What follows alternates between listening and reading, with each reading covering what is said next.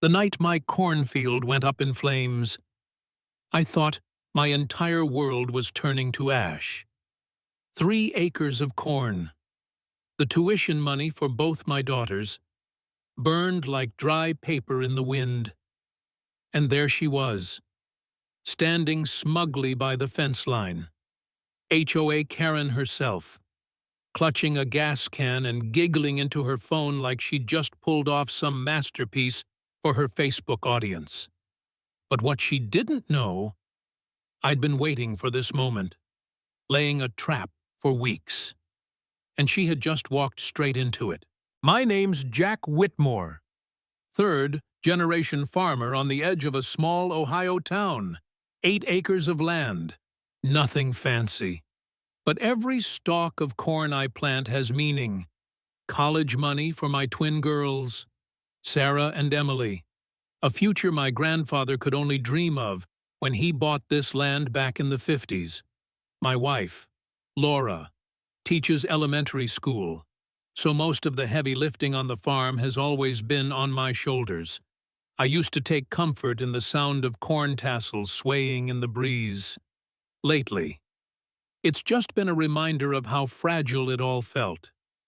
Thanks to one woman who decided my farm didn't fit her idea of community. Her name's Brenda Wallace. Everyone in the subdivision calls her Madam President because she runs the HOA like a personal empire. Big vinyl, sided McMansion right up against my property line.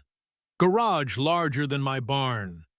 Backyard that stares straight into my fields.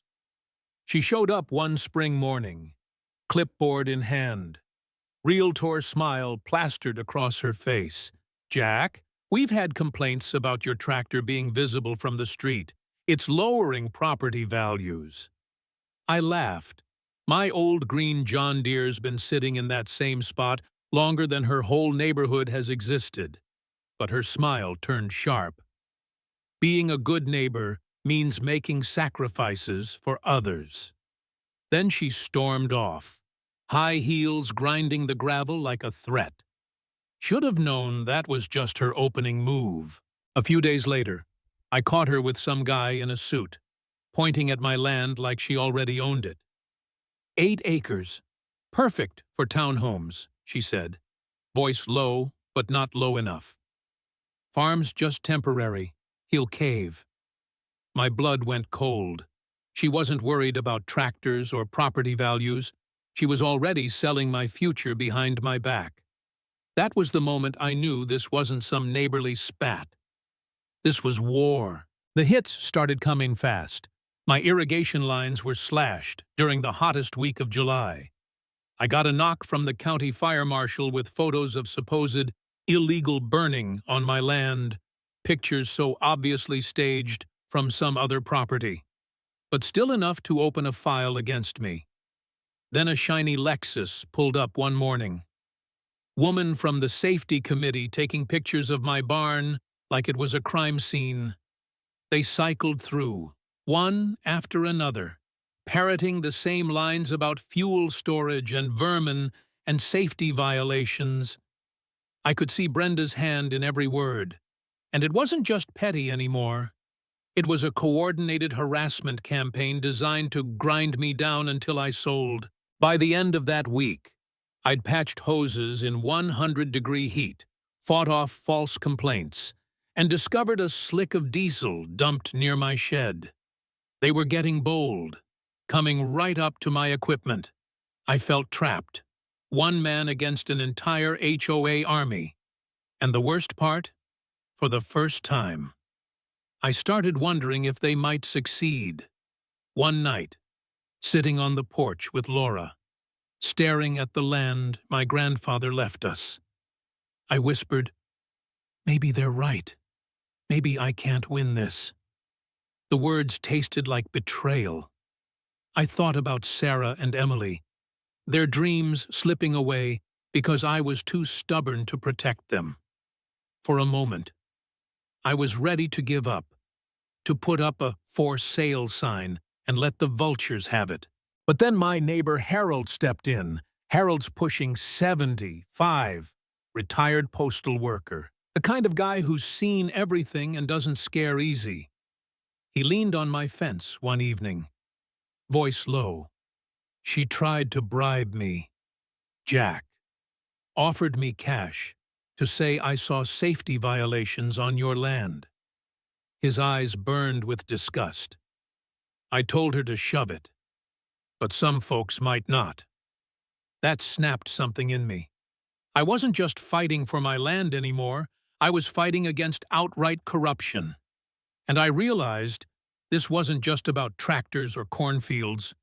This was about not letting a bully rewrite the truth.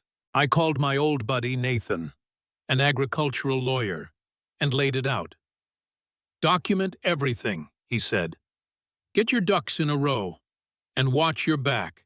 This sounds like organized fraud. That night, I set up trail cams, motion sensors, even an old hunting blind as a lookout. Different enemy, same tactics I learned overseas, perimeter defense, surveillance, patience. If Brenda wanted to play dirty, I'd be ready. Sure enough, the evidence piled up. Photos of her creeping along my fence line with a spray bottle, killing a 20-foot strip of corn with chemicals. Footage of her investigator loosening the lug nuts on my trailer. Audio of her whispering. Once his irrigation fails, he'll have to sell. Every piece made me angrier, but also stronger. I wasn't the one on the run anymore. I was collecting ammunition. And then Harold delivered the bombshell. He'd overheard Brenda on the phone promising a developer a $160,000 commission if she delivered my land by October 1st. Worse, she'd borrowed against that money. If the deal collapsed, she was finished. That explained her desperation. She wasn't just greedy, she was cornered. So I turned the tables. I filed paperwork for a conservation easement, locking my land into agricultural use forever. Even if I wanted to sell, no developer could touch it. And I didn't breathe a word to her. Let her keep scrambling, keep sabotaging, keep committing crimes while chasing a payday that no longer existed. Meanwhile, my lawyer, my wife, and Deputy Rodriguez from the sheriff's office built a case that looked more and more like racketeering, fraud, harassment, conspiracy. It all lined up. Still, Brenda had one card left to play, and it was fire. Harold came to me one night, pale as a ghost. She's planning to burn it, Jack, talking about setting it during drought conditions, making it look like faulty equipment. My stomach dropped. Fire doesn't just take crops, it takes lives. That was the moment I realized just how dangerous she'd become. I doubled down, thermal cameras across the fields, direct alerts wired to the fire department, patrol cars staged nearby but out of sight. I stocked water tanks and fire suppressant, knowing full well I might have to fight flames myself. The fear sat heavy in my chest, but so did determination. She wanted to destroy me? Fine. I'd let her destroy herself. The night came hot and still. The kind of night where every sound carries. From my grandfather's old hunting blind, I watched through infrared as two figures crept along the rows, Brenda and her investigator, containers of fuel in their hands, pouring it neat and methodical, whispering about how farmers always cave when they lose a crop. At 11:52, her lighter flicked, and flames ripped through the field like hell itself opening. My cameras triggered instantly, fire trucks dispatched, sirens wailing in under 2 minutes. I saw her face change from triumph to sheer panic as those trucks rolled down the road straight toward her. She tried to run, but the only way out was past the responders. Fire Chief Morrison stepped out, spotlight on her, voice booming. "Ma'am, step away from the fire, you're under arrest." She froze, caught red, handed, gas can still dripping. The timing couldn't have been more poetic. The whole town was gathered that same night for a council meeting on farm protection laws. I was in the back row when Morrison's radio crackled. Agricultural fire on Whitmore property, 2 suspects in custody. Gasps filled the room.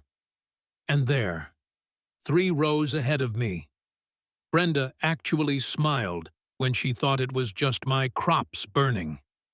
But when the update came through, arsonists arrested at the scene, her face drained white. She tried to slip out, but Morrison's voice carried across the chamber. "Mrs. Wallace, please remain where you are." All eyes turned. 40 pairs of neighbors suddenly seeing the predator in their midst. That was my moment. I stood up, folder of evidence heavy in my hands, and said, "Mr. Mayor, I have something the community needs to hear." One by one, I laid it out. Recordings of her plotting, photos of sabotage, proof of the fake listings, the conservation easement that made her development deal worthless. Harold stood too, trembling but firm. "I've been her inside source for months. She bribed neighbors, staged violations, and tonight she tried to burn down Jack's farm." The silence was suffocating until Deputy Rodriguez marched in with cuffs, reading out charges: arson, fraud, conspiracy, harassment. Brenda sagged in her seat, then broke down sobbing as they pulled her to her feet. She passed by me on her way out, eyes wide with real fear for the first time. I leaned just enough for her to hear. Should have stuck to selling houses. And then she was gone, walking out of that chamber. The air smelled of smoke and victory, not celebration, just a grim satisfaction that justice had finally caught up. My land was safe, my daughter's future intact, and the queen of the HOA empire had been stripped down to nothing but handcuffs and regret. That's how battles like these end, not with cheers, but with the quiet weight of truth finally tipping the scales. And if there's one thing I learned from all this, it's simple. On HOA Drama Unfolded, never underestimate a farmer who's got nothing left to lose and everything worth protecting.